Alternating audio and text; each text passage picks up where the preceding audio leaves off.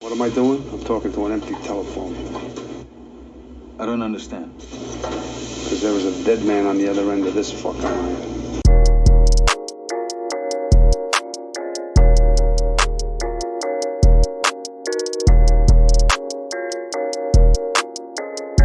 Time loop films. Groundhog Day, Edge of Tomorrow, Source Code. Yeah, well, I've never been with two girls at the same time before, but you can bet when that day comes, I'll make it work. I'm here with three guys now, and then May, Good afternoon. Mason, You're right. and Ross. Good morning. I'm Liam Waite. Welcome to Corona Cinema, and we're going to start with Groundhog Day from 1993.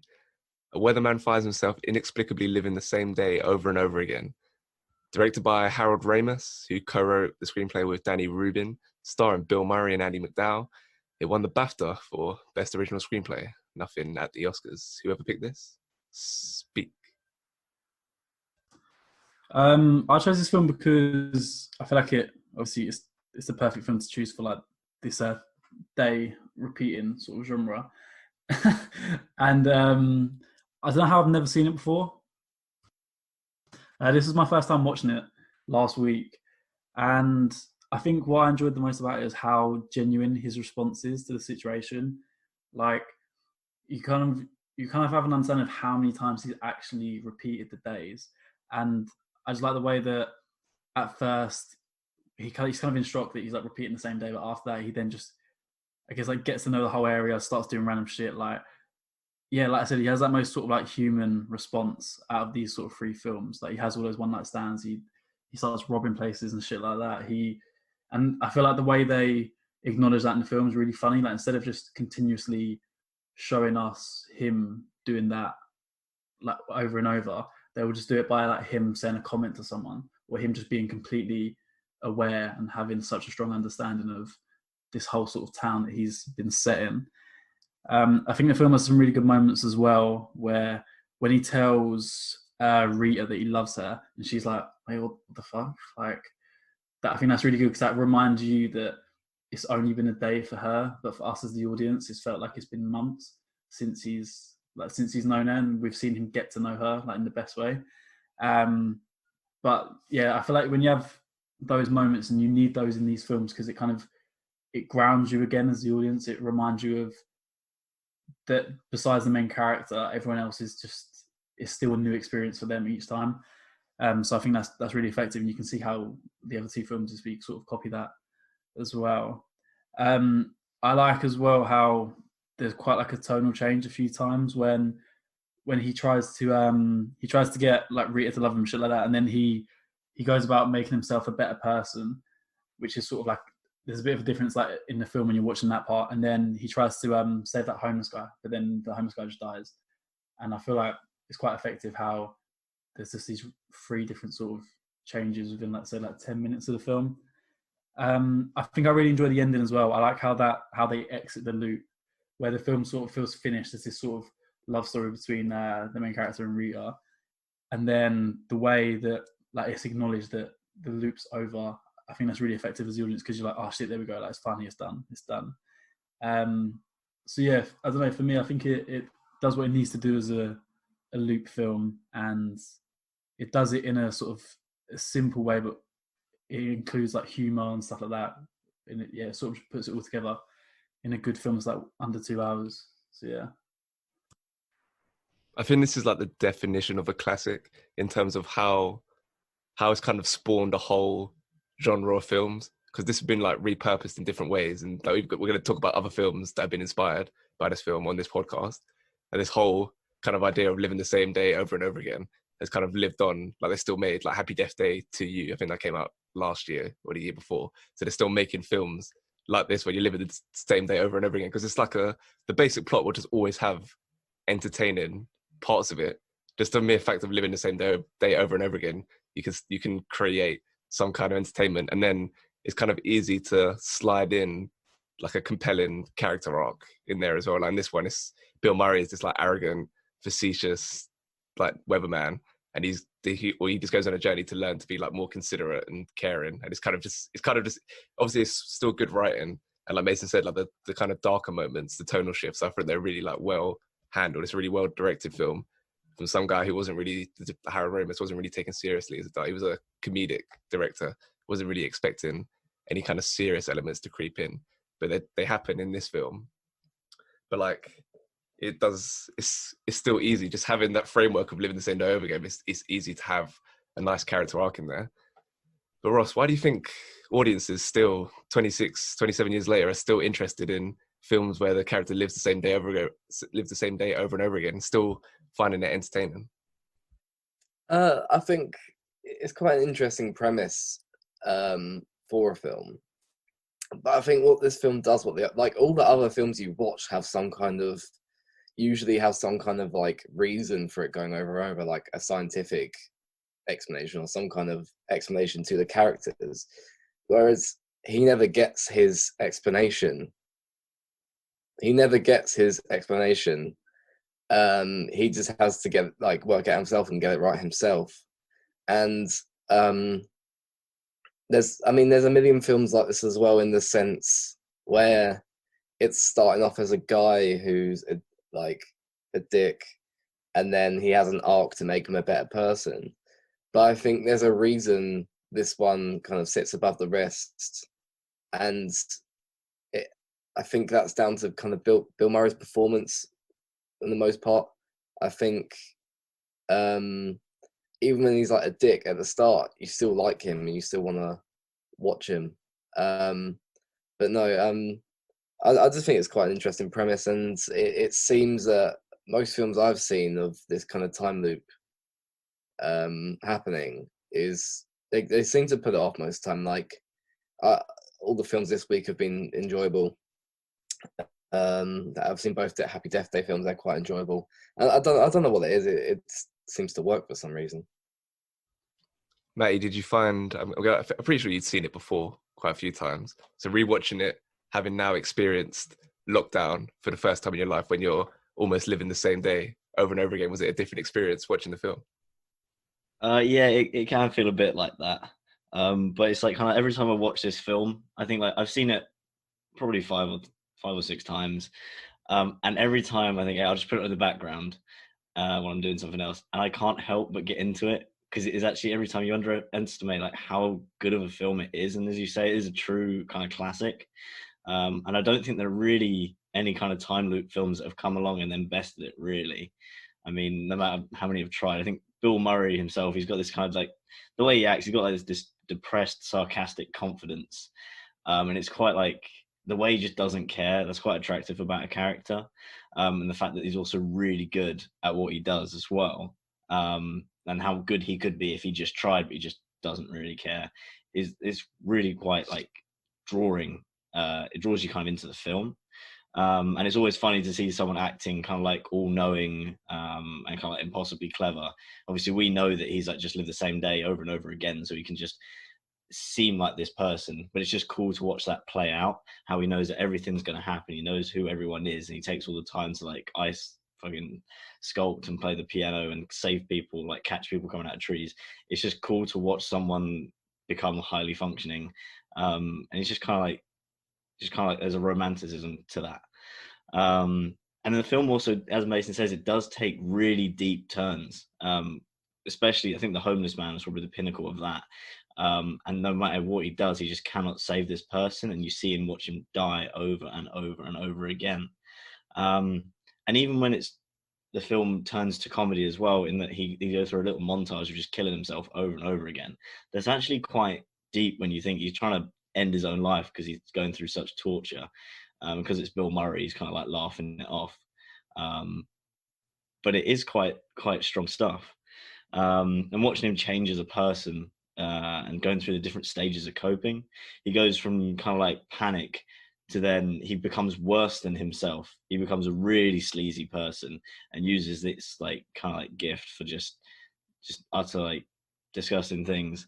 And then he gives up, and then he starts to try and better himself, stops being selfish and tries to help others.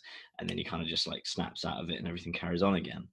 And as what Ross was saying about there's no reason or explanation. In the original cut, there was an explanation as to why he was living this day over and over again. and they decided to remove it because it was just like it was a curse from someone he used to go to school with, and it is just kind of like a shitty little excuse. I think what you're saying about the fact that there is no reason adds to the film. It doesn't need to be a reason, it doesn't need to be explained. It's just nice and just watching how he reacts to what happens, and it ends and it's over. I think that really does make the film, and it doesn't get bogged down in why. And I think that's nice because other films can just not get bogged down in the why and they get slated for it. But with this film, it just handles it really well. So yeah, I really, really enjoy the film. And it is, yeah, I think it will always be good. I think it can't not be. Yeah, you kind of touched on it, but I like how it's split into kind of 3 phases in the film. Like you have him like initially discovering what's happening to him, that he's reliving the same day over and over again. And then it's like the reckless, fun kind of phase with like when he goes on the drive with those 2 guys, he gets with Nancy, he has the bank robbery, he tries to get with Rita. Like at that point, it's very shallow, like his like affection for her.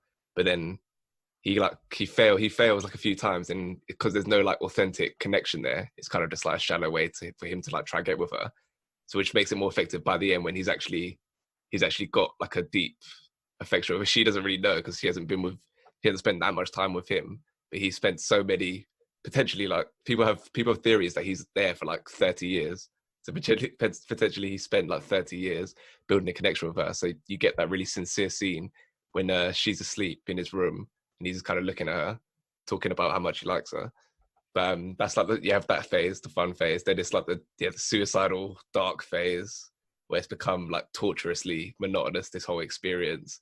And it's kind of like inevitable that would happen if you did like at first you'd have a bit of fun with this gift that you've got, and then it's like, oh my days, I'm just living the same day over and over again. There's nothing new to happen. So that's kind of like the other extreme, from being really carefree to now being depressed essentially. And then you have like the self-improvement phase, which is what a lot of people I feel like felt pressured to do during lockdown. Is like, okay, I've got to learn like a new skill or something. I can't just like chill, especially people who've been like working their whole lives.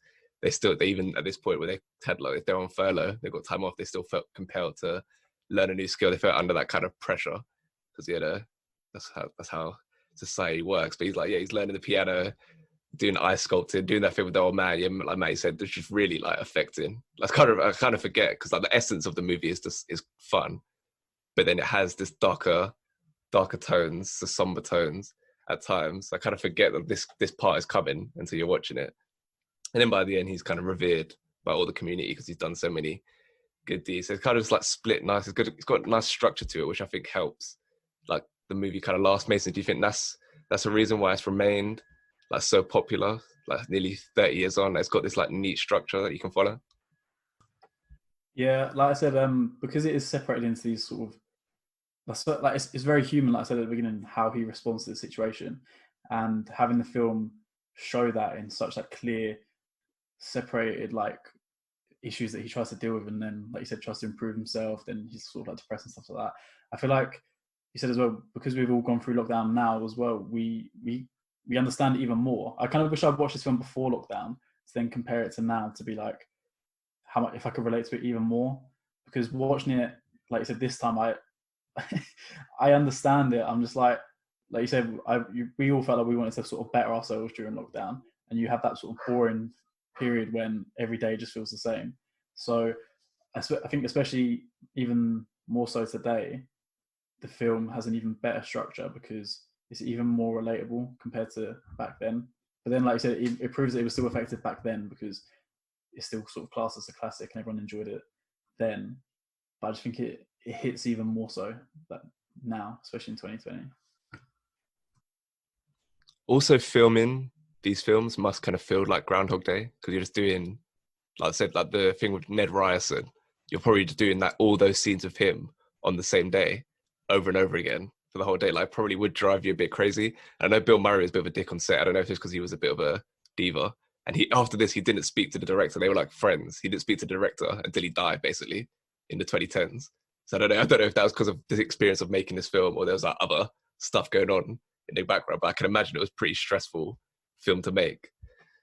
One thing I don't get though is like, why don't they show in the film him like trying to stay up all night? And Ross, do you think that's it's a bit annoying? Like, even if that might not have worked, it might have they might have reset anyway. You think you just like just to like show it in the film to confirm that you can't. That's not how you could actually break the loop. It's weird they didn't show that, because I reckon everyone who's watched it has thought, what if he just tries to stay up? Like it seems like they could have quite easily shown that and shown it not working as well. I don't know how it would have done that. Maybe they did try and it didn't work, but yeah, they could have done it somehow. But yeah, I think watching this film now, it does feel a lot like her real life lockdown. You know, I've tried to end this by trying to stay up all night, but it didn't work anyway. So yeah, I've tried it for him. It doesn't work. Yeah, I've tried putting a toaster in the bath. Didn't work. May. That's what I thought you were going to say. I tried to end it all, but couldn't. Woke up the next day. No, I was going to say they did try and stay up all night. Well, I think him and Rita did, and they got to about 3, and then they fell asleep again. But yeah, I agree. Probably could have tried harder. But yeah, they did try that route. Although as an adult, it's not that hard to just not go to sleep, is it? In one number answer, how many years was he stuck in the same day, Mason? 2 years. Matty? 1. Ross? 1800. I'll say 25. The amount of time to learn the piano and all that stuff. Yeah. Well, how many was it? No, we don't know. This Oh, theories. Fair. Okay, let's get some ratings. Start with Mason. I give it a 7.9. May. I gave it an 8.6. Ross. I'll give it a solid 8. I'll give it an 8.3. Okay, moving on to the next film, Edge of Tomorrow from 2014. A soldier fighting aliens gets to relive the same day over and over again, the day restarting every time he dies. The day being in 2020, if you didn't know that. That's the year the film set. Directed by Doug Liman and written by Christopher McQuarrie and Jez and John Henry Butterworth, starring Tom Cruise, Emily Blunt, Brendan Gleeson, and Bill Paxton. Whoever picked this, speak your truth. So this was my pick. I think it was just given to me, but I think if it wasn't, I would still pick this film. It's a film that is, I think, constantly underestimated and always over delivers in a good way.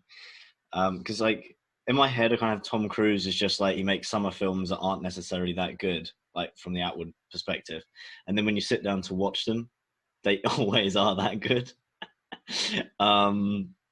So I think the writing in this film is extremely clever. Kind of like, it's obviously heavily influenced by Groundhog Day, where it takes the same day and then just puts twist over twist over twist. He tries every scenario of the same scene over and over and over again. And it's just meticulous writing and probably just a pain to film, and also really clever on Tom Cruise. I mean, I suppose he's probably used to this kind of filming, doing the same takes over and over again because of his previous work.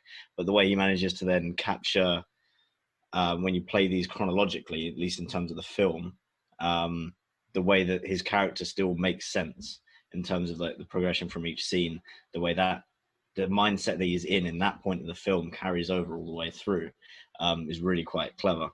It's well acted by Tom Cruise and Emily Blunt, and to work really, really well together.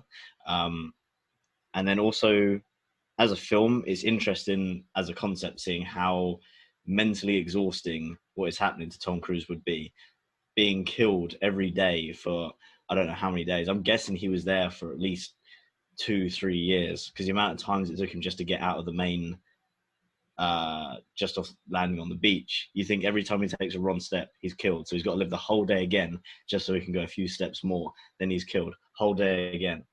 It's going over and over and over. And it must be literally just horrifyingly haunting to just work through. And it's quite powerful scenes as well, watching him die and literally get defeated. Not only that he's dying over and over again, but he's watching his friends die over and over, and he just can't stop it.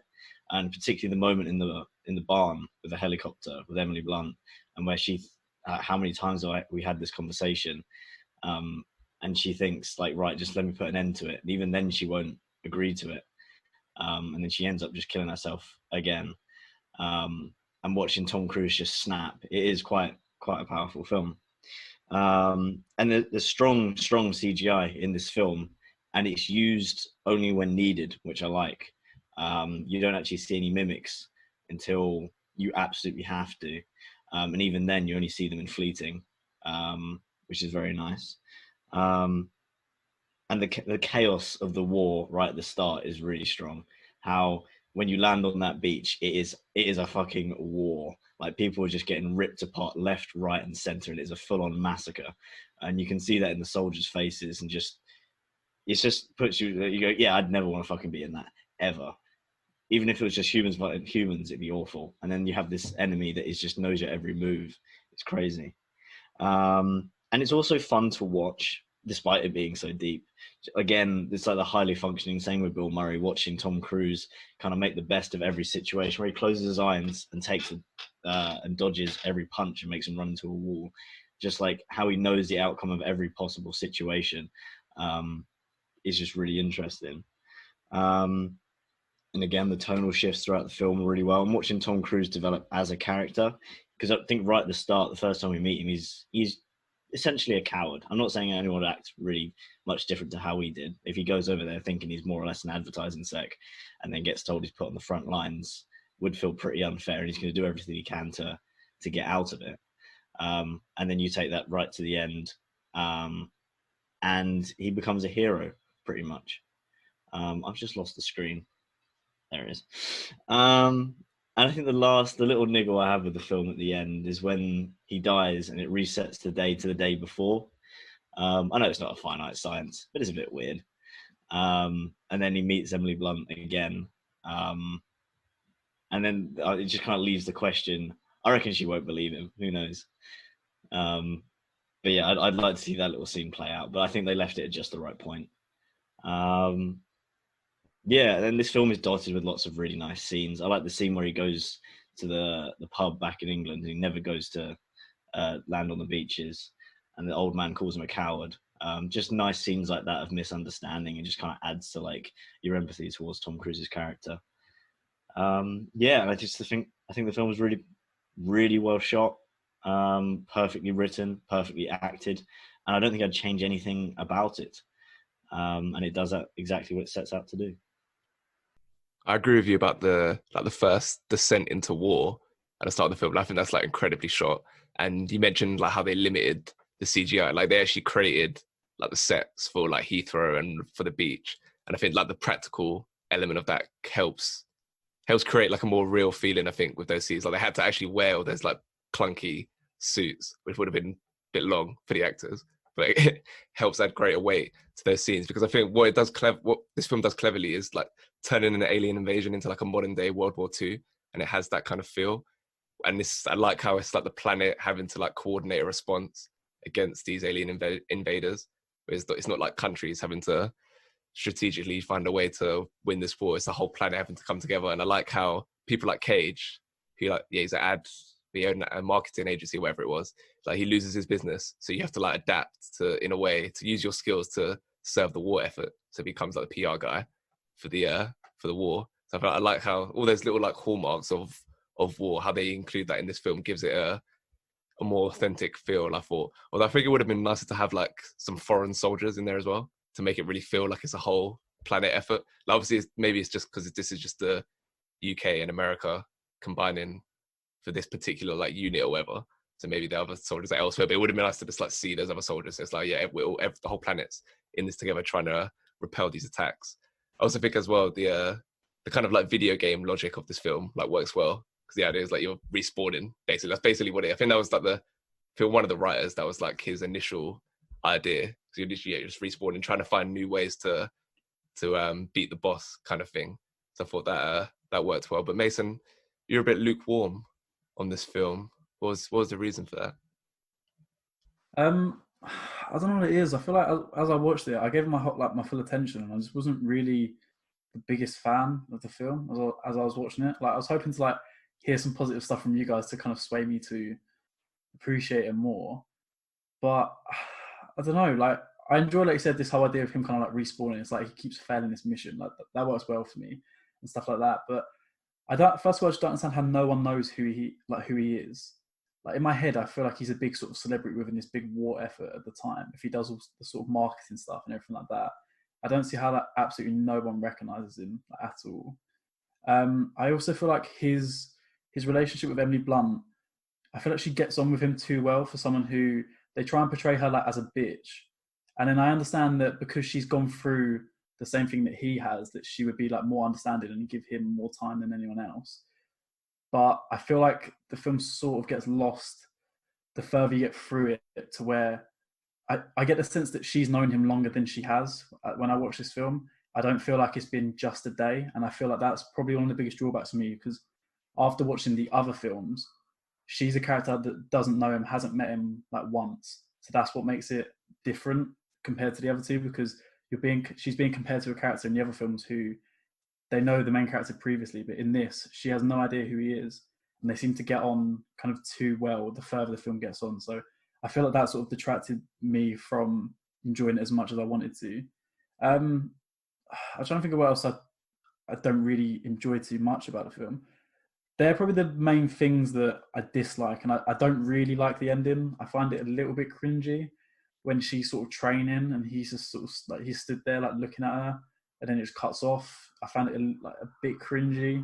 I feel like it could have given me something a bit more to make it a bit more enjoyable. Like the film is still of a good quality, and then just at the end, it's just like, I said it to Leon. I feel like this is a film like on a Sunday you find them like, I don't know, you've got scrolling through the TV, and then it's just there, and you're like, oh, I did tomorrow. Okay, I'll put that on. Like that's very much how it felt as I was watching it. But yeah, there are still things I like about the film, but I don't know. I guess it's not really like for me.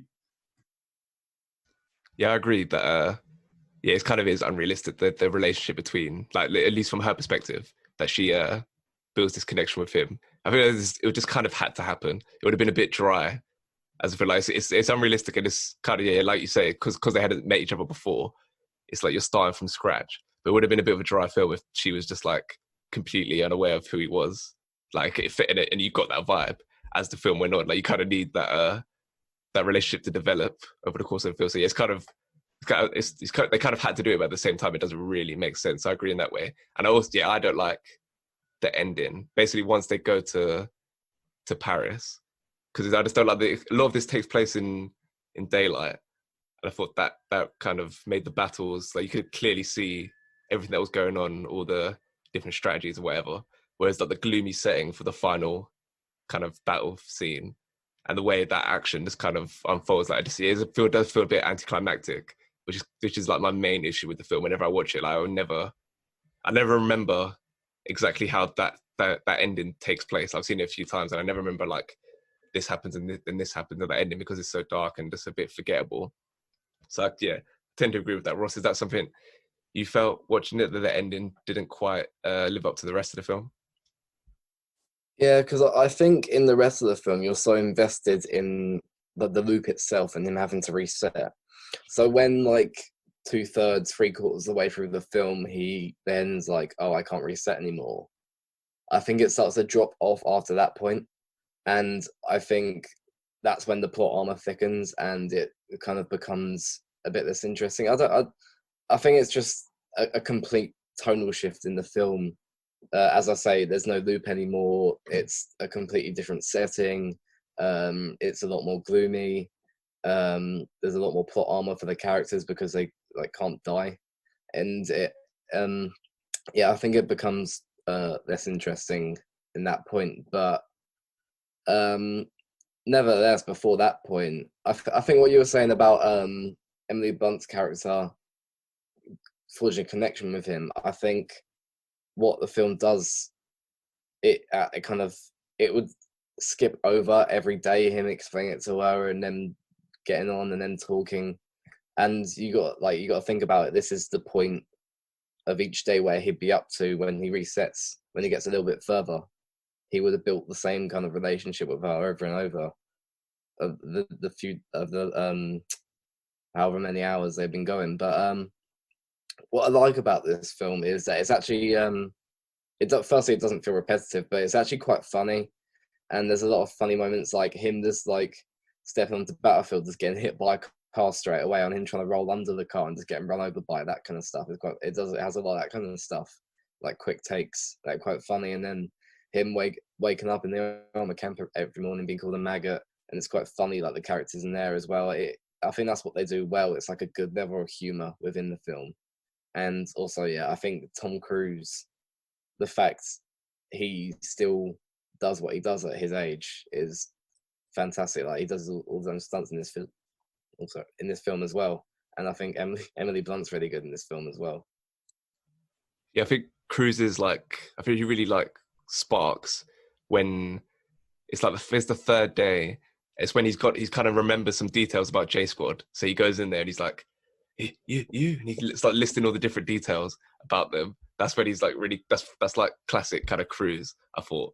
And then you get like the comic kind of transitions of him where he's like, he explains stuff and then he just gets like escorted away. So he's like, guys, look, this is why you need to believe me. And then it just cuts to him being like his mouth covered up and he's on the ship about to be dropped into D-Day, mate. I think that's like kind of the classic Tom Cruise. If you look at the difference between Bill Murray and Tom Cruise kind of goes into like a panicked mania in a lot of his films. Like, why no one's fucking believing me, you know, he goes kind of a bit crazy.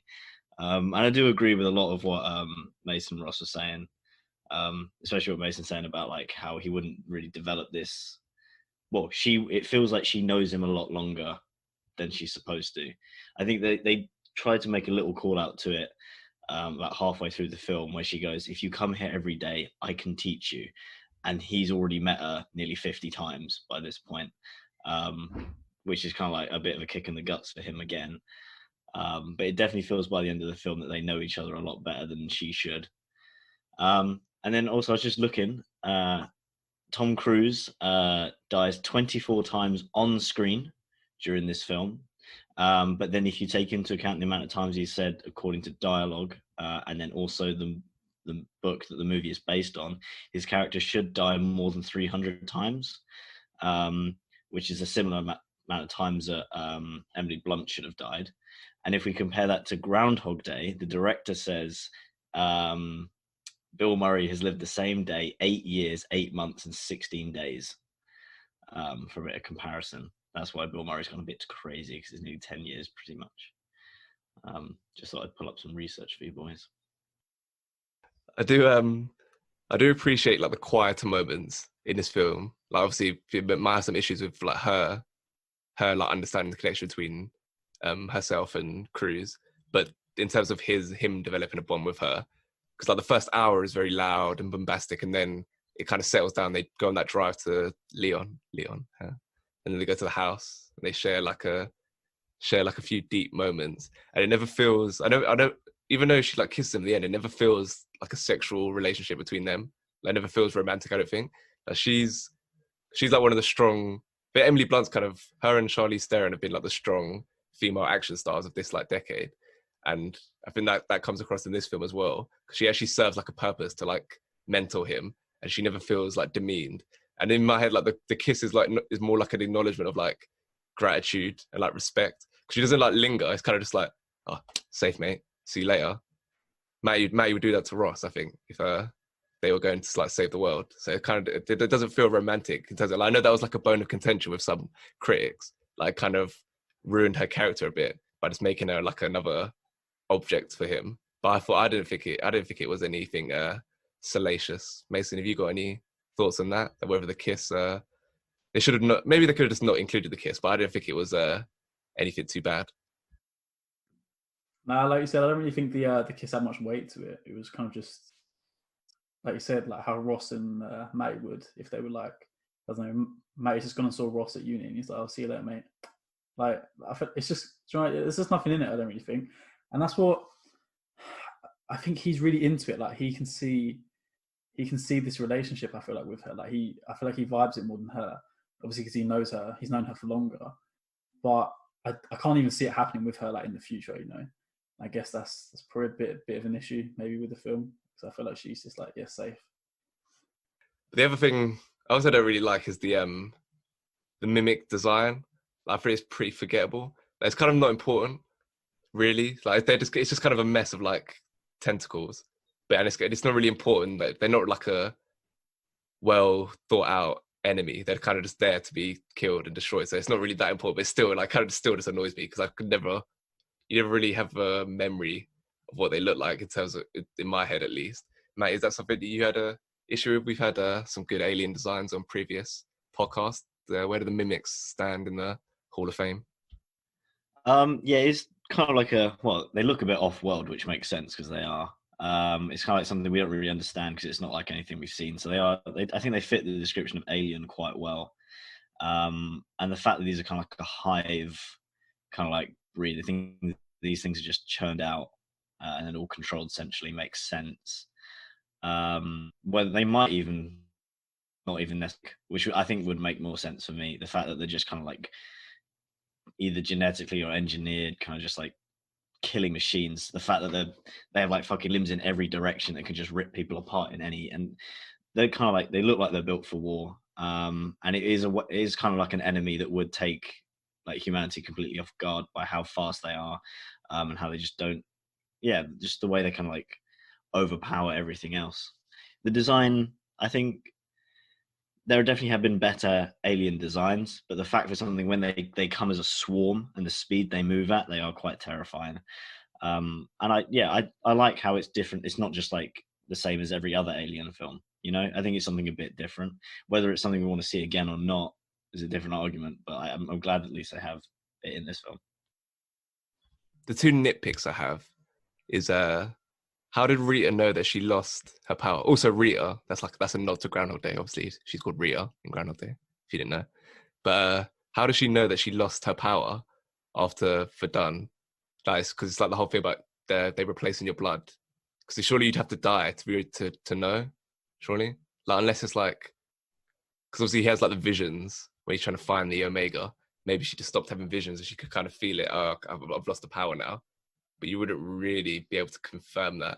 That's one. And then also, why doesn't when Tom Cruise, when they go to his like general's office to get the like contraption to help him locate the Omega, the thing that Noah Taylor built, like why doesn't, as soon as they could have just used a tracker in the office, identified where the Omega is, and then he could have just killed himself, reset the day, and then they go find it.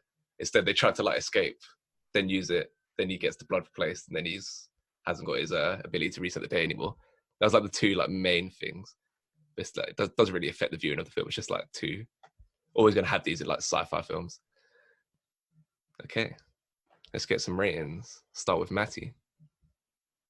I would like to give the film a solid 8. Mason.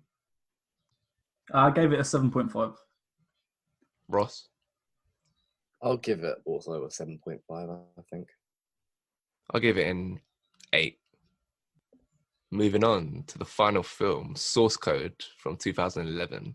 A soldier wakes up in someone else's body and discovers he's part of an experimental government program to find the bomber of a commuter train within 8 minutes. Directed by Duncan Jones and written by Ben Ripley, starring Jake Gyllenhaal, Michelle Monaghan, Vera Farmiga, and Jeffrey Wright. Just like tomorrow, there's no Oscar nominations, and this would be Ross's pick. Go. So for me, when I was younger, this was, you know, that one film you had on DVD for some reason, you just watched loads of times. This was that film for me. And I remember it being decent, but I saw it had a 92% score on Rotten Tomatoes. So I was like, I'll pick it to see like if it's as good as that.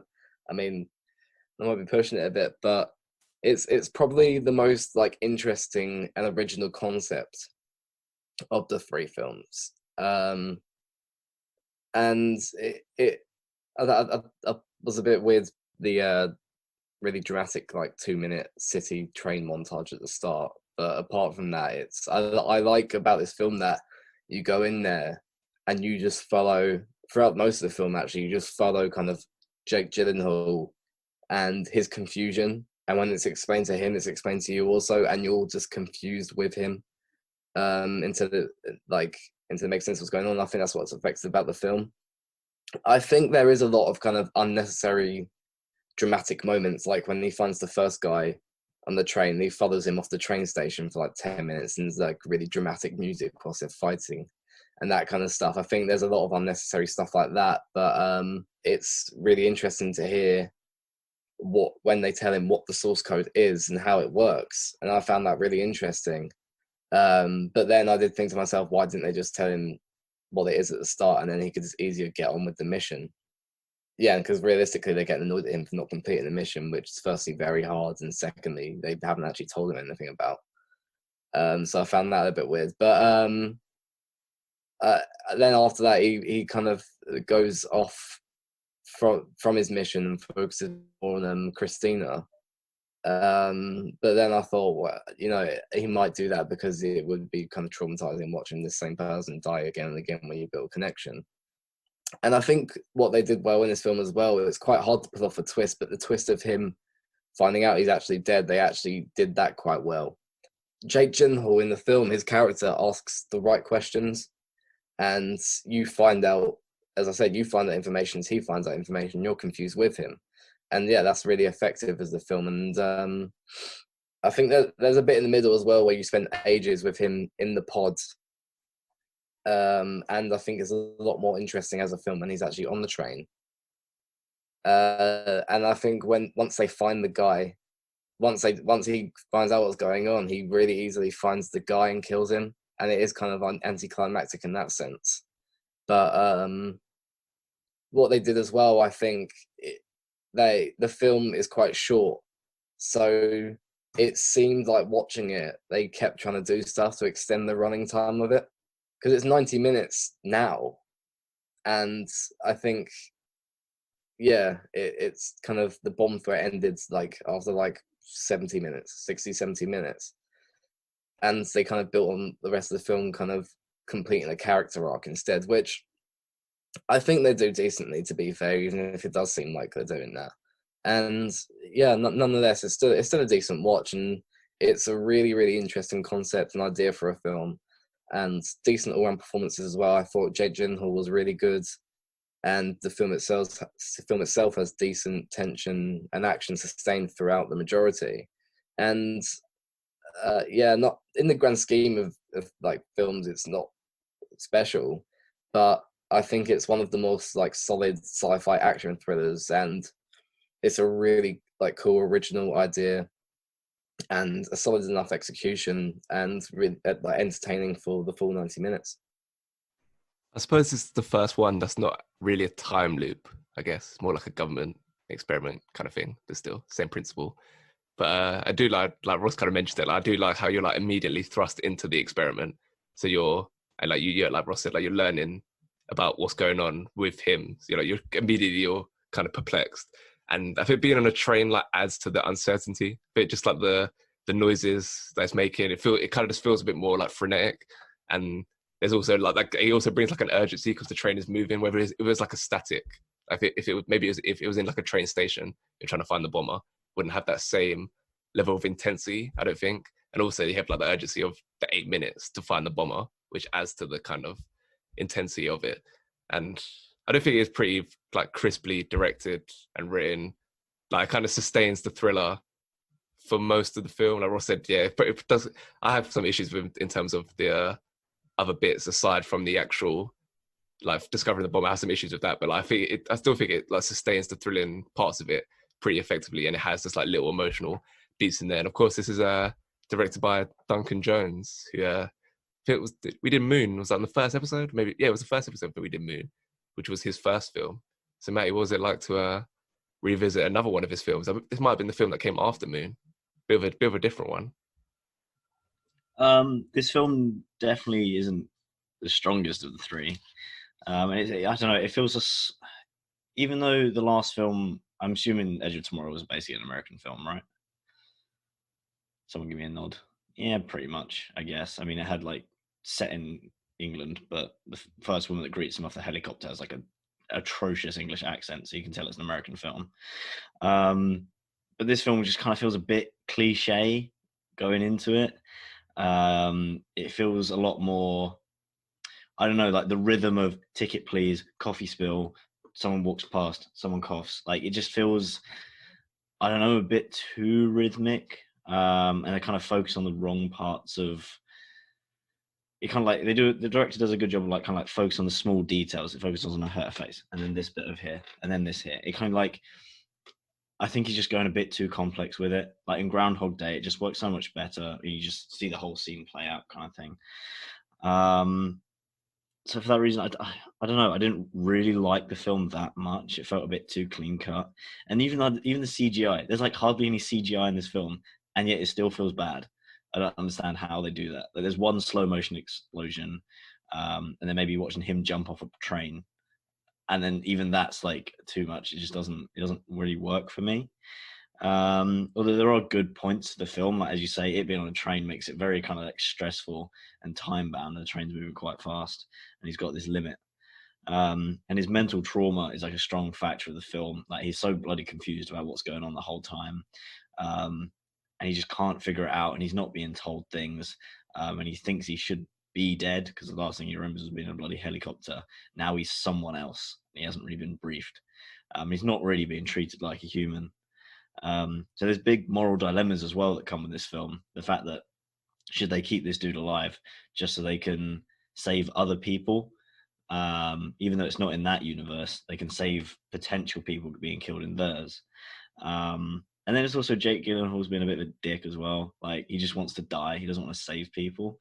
And it's like, come on, mate, you might as well like stick it out for like a bit, save a few million people. You know, stop crying about, oh, I want to die. Like you've already died, basically.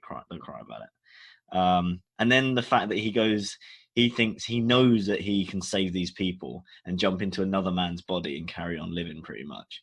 And he just erases another man completely, pretends to be someone else, and then just nicks his would-be girlfriend.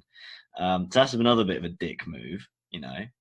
And I think they could put him in with other soldiers as well who are also in this thing. They can make a nice little VR chat room, you know, play like Among Us together or whatever, and they could all just have some quality of life and save people on the weekends, you know. And I think as that soldier mentality, I know you want to see your friends and your family, but you can't because you got no fucking legs. But you know, you might as well save people because that's more or less probably why you joined the army or the fucking helicopter troopers or whatever you are. You know, so his morals, well, his motives were a bit skewed for me. But I did like how it explored kind of the alternate universe, alternate realities, and the physics of it. The fact that they thought there'd be no consequences by creating extra lines in time, and then they were. And then the way he leaves a phone message for her in the other reality where he's still there, but he hasn't been used yet because he already stopped the bombing on the train, so they couldn't known to have used him to send him back in time to find the bomb on the train to stop the bomb in the city. So that's kind of like, oh, that shouldn't work, but then it does work. You're like, wow, my fucking brain. So that's really nice. Yeah. So it's kind of an all right film, you know. Yeah, I don't know. We'll see. What do you guys think? I agree about the ending. It's a bit weird. He just takes the life of this guy. I know he spent a bit of time with the girl, and it's like a second chance life. I guess the arc is like he didn't really cherish life beforehand, and like was estranged from his father, I guess, or maybe not estranged, but like not talking to. They had a bit of a difficult relationship. So maybe it's like a second chance to be a better person now, but he's just taking this guy's life and with this girl that you never met before. It's kind of a bit weird. And that whole sentimental tone at the end kind of annoys me. The music is a bit annoying throughout the film. I don't know if it's the best score, but particularly the end and when it like does the freeze frame of the train carriage and looks at all the people, goes through all their faces as they're laughing at the comedian. And it feels like, oh, look, guys, yeah, let's just enjoy life. Like, it felt kind of like out of place. It's a bit weird. So I'm not a massive fan of the end. And also, Ross mentioned it as well, the like unwillingness to give him information about what he's doing. That's kind of annoying. Like it'd be pretty jarring to be in that situation. Like his last memory was being in Afghanistan and now he's here, and they're just very like evasive with every question that he asks. Like, where's my dad? Where's my unit? What are we doing? And they just kind of throw him back into the experiment, which is kind of annoying. But it does kind of fit Jeffrey Wright, his performance. He's like the boss of this whole thing. I just find his performance so annoying though. Like. Like I'm really confused, like what he was going for. Like, I guess the brief was like eccentric, kind of evil genius, but he just went like too far with it. I thought, and it was just very like some like twitches when he was speaking. and the things he was doing with his voice, it was just really annoying. Like, I don't know, it's just kind of annoying. Mason, we've seen him in Westworld, and he's really good in Westworld. He's been in some other films where he's been in like Hunger Games and stuff. But here, I just found him to be annoying. Is that a feeling that you share? Yeah, the first note I wrote down was Jeffrey Wright. I'm not a fan of his character. Like, it doesn't make sense. Like, he feel like he's trying to do too much at once. Like, I feel like they just gave him like that one crutch just to make him look evil. I don't understand why. Like, there was so much about his character that didn't make sense to me. Like, the way he like grabs the camera thing, and then he tells off Jay Gyllenhaal's character, and it's like, but he just comes across as being evil. But it's like they just told him, try and be evil. He's almost like a Disney character evil, like the way he does stuff to like torment almost like Jake Gyllenhaal's character. And like you said, why would you not educate him on what he's doing if they keep going on about how urgent it is that they need to find this before any more attacks happen and stuff like that. Instead, they just kind of keep throwing him back in, and they're like, look for this. And they give him like little teasers instead.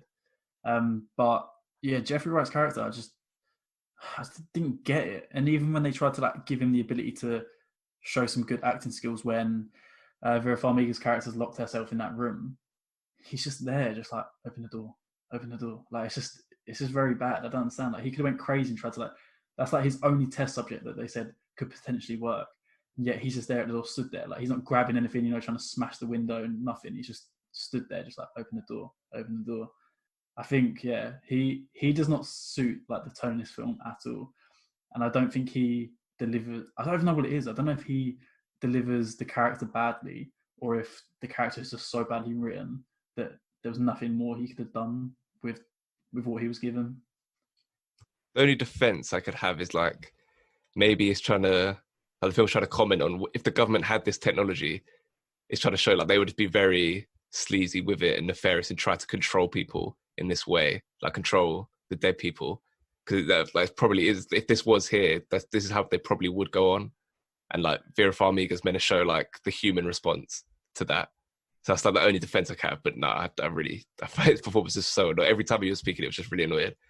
But overall, I do like this film. It's just like a high concept, like crime stopping film. Like, I feel it'd be a good double feature with Minority Report, where it's just like inventive ways in the future to learn to try to prevent crimes, to stop crimes. I feel it's kind of an interesting film in that sense. Also, it's a bit mad that it's only 2011, but everybody's like, do you have the internet on your phone?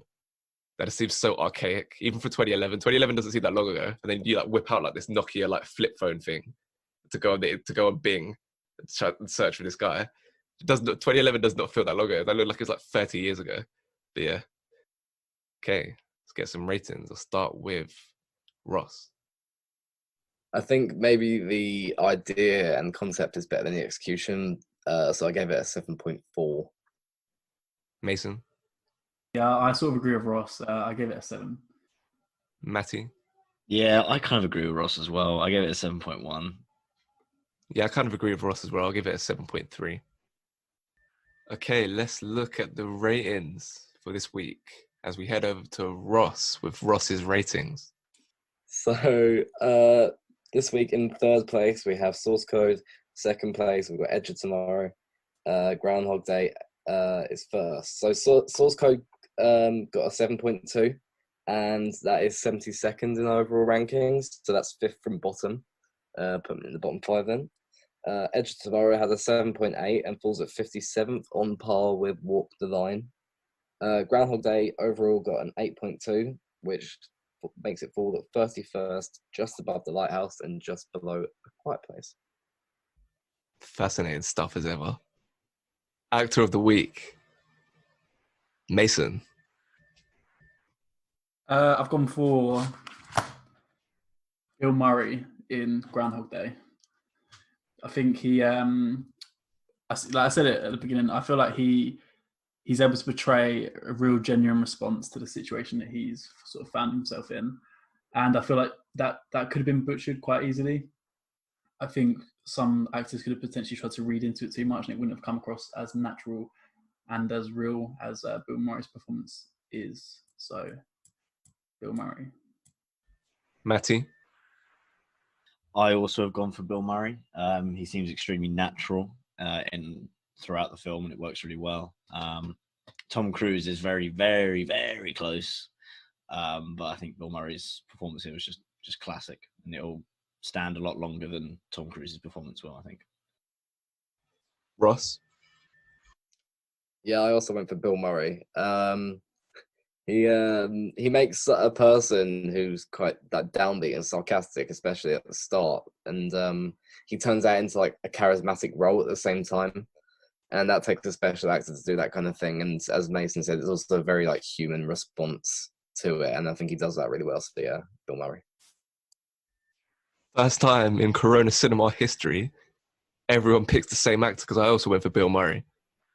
For all the reasons you said, plus I just like how casual his whole performance is. Even when he descends into despair, it's just very like relaxed by it, which kind of feels authentic. Okay, the unique category, which isn't based on the films this week. It's just, if you had to pick a day in your life, like Phil Connors, he says he wishes he was in the Virgin Islands with eating lobster and drinking a pina colada, making love to this woman. That was his ideal day, to be stuck in a time loop. But what is yours, Ross? So there was a day when we were in Bucharest. We went on electric scooters around the city, went around the park, went to the thermal spa. It had water slides and it had saunas, had a nice heating pool, and we sat in the pool, outdoor pool, and watched the sunset as well. I thought that was a lovely day. So I think I'd go back to Bucharest and live that. Mason? I chose my 21st birthday. I quite enjoyed the attention that I got that day. And I feel like basically, because it's my 21st, quite a big birthday, if I had to relive that day continuously, I had the excuse to do different stuff and get the hype continuously on repeat. Matty? Right, hear me out. I chose a Sunday. Wednesday. Oh, genuinely, I chose a Sunday when I don't have anything to do. I don't have work tomorrow or anything. Where I'm situated in Welland. Now, too much of a good thing can get boring. I mean, to be fair, like if I was stuck in Rome, to be fair, that would be good because you could actually do absolutely everything in Rome. But I think after 8 years in Rome, I'd get a bit bored. So I'd want to do. I've got good travel connections from Welland, so I can go to different places, you know. And then I'd want to develop a skill or like a bazillion skills. So then when I did come out of it, I'm like mad good at the piano. Can sing, maybe. I don't know. I don't think I can change my vocal cords. Probably rap as well. Maybe read every book ever, seen every film. No kung fu, tai chi, jiu-jitsu, Brazilian jiu-jitsu, Muay Thai, kickboxing, probably Samba as well. That's some hard shit.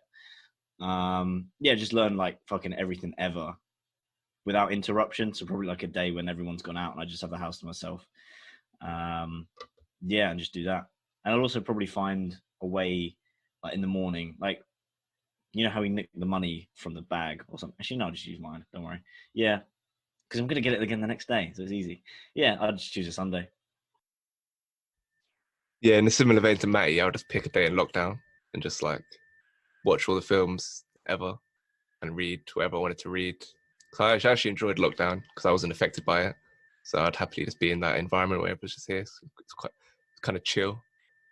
But they'd be a bit annoying, so like I wouldn't be able to. I have to memorize every film that I've seen because like, if I put it in my log, the log would just go back to where it was the day before. That'd be a bit annoying.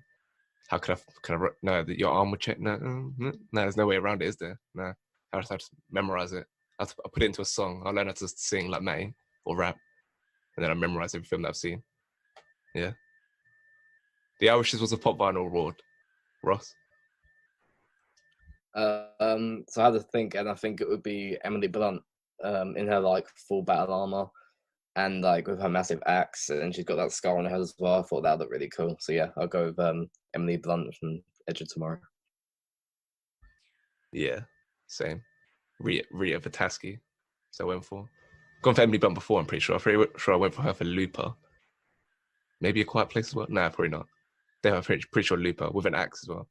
But yeah, she looks really cool in her battle armor, so I'd go for that. Okay.